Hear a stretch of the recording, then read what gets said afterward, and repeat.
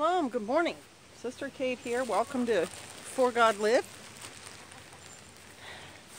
I'm getting out early doing my chores, feeding animals, preparing water for my bath. I set dark dish pans out with water in it and the sun warms them, and then I can take a bath that way. And today's going to be a day where I also do chores in town. Going to do some laundry and do some shopping. So I did the video on the Proverbs 31 woman. I think she makes a pretty doggone case for being a strong person. In the Bible, you can assume corollaries. You can say if something is bad, then the opposite of that something is good. And we are given the characteristics of a wise woman, a woman who has her praises, like her reputation stands for her. Her husband is not ashamed of her. She takes care of her business. Well, there's another woman in the Bible too, and she's the Proverbs 14 woman, and it says of her, she's foolish. Now, fools in the Bible come in lots of different flavors and shapes. Those who will not listen to wisdom are foolish. Those who talk trash with their mouth are foolish. This particular example is a woman who tears down her house with her own hands. So, how do you interpret that?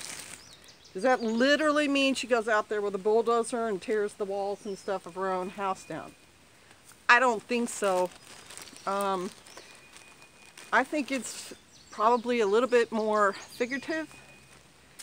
I think she's the kind of person who is not taking care of her business, because again, she's going to be the opposite of the Proverbs 31 woman. So she's not making sure that everyone under her roof is taken care of. She's not providing their basic needs for them.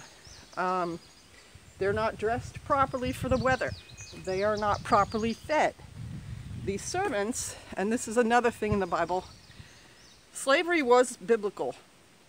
It was a fact of life. People were indentured slaves, they were captured slaves, they were voluntary slaves, they were everything. All things were covered.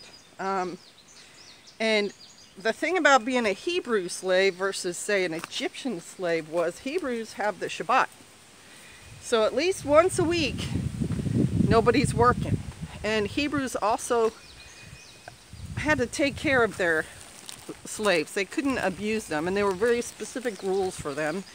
There were certain actions that merited certain other actions, like if you blinded your slave accidentally in an eye, they were set free, you know.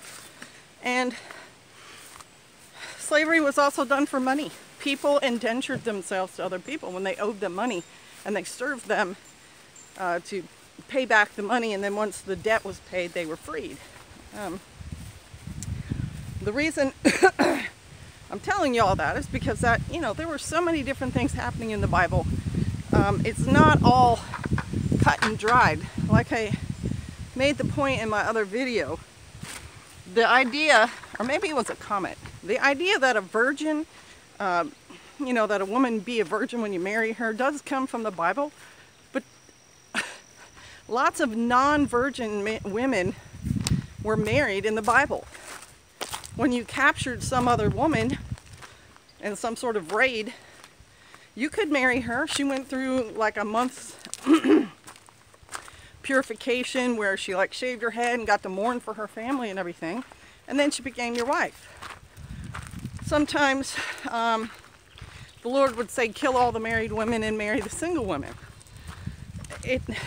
That didn't guarantee that every single woman was a virgin, although sometimes they did, or they assumed.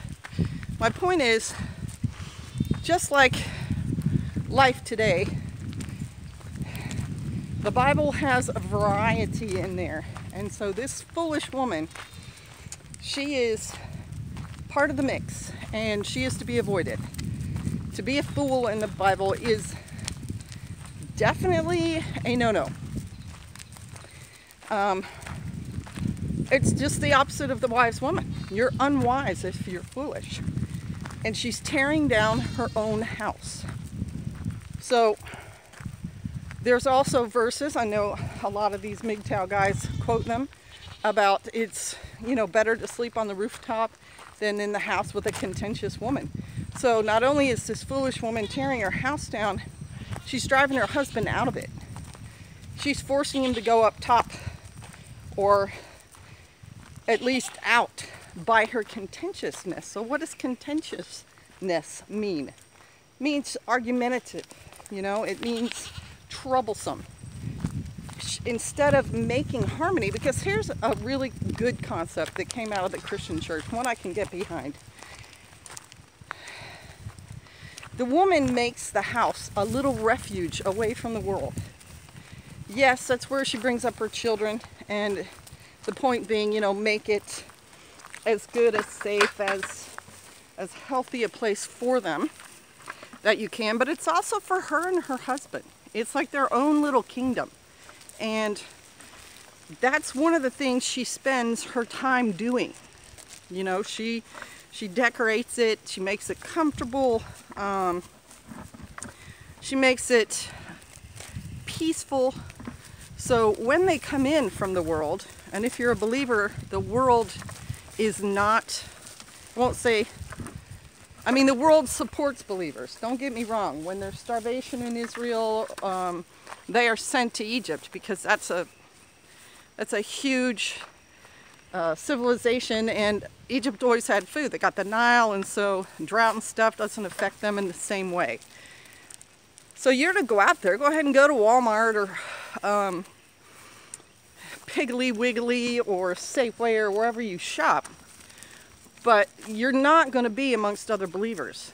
And it's going to be more difficult for you to see the kind of things that are going on out there. And so you need that place of rest. Oh, you see what's going on down here? They're getting some bread, and they're very excited. Anyway, the believer needs that place of rest. The believer needs that day of rest where they can just spend time in the shalom that comes with obeying God. And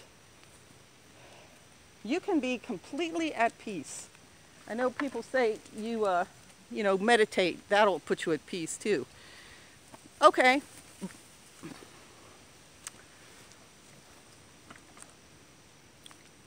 The shalom that comes with God is deep in your soul. It really is. Knowing that you are doing what He wants and you are right with Him makes your life really simple. So this foolish woman is not doing that. What she's doing is she's bringing the world into her home. She's making her home a place of chaos, a place of contention, drama.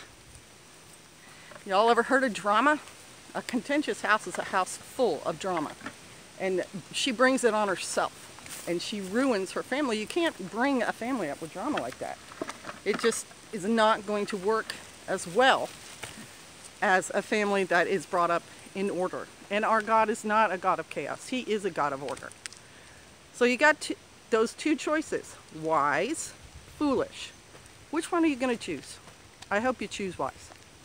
All right, bless you. Shalom.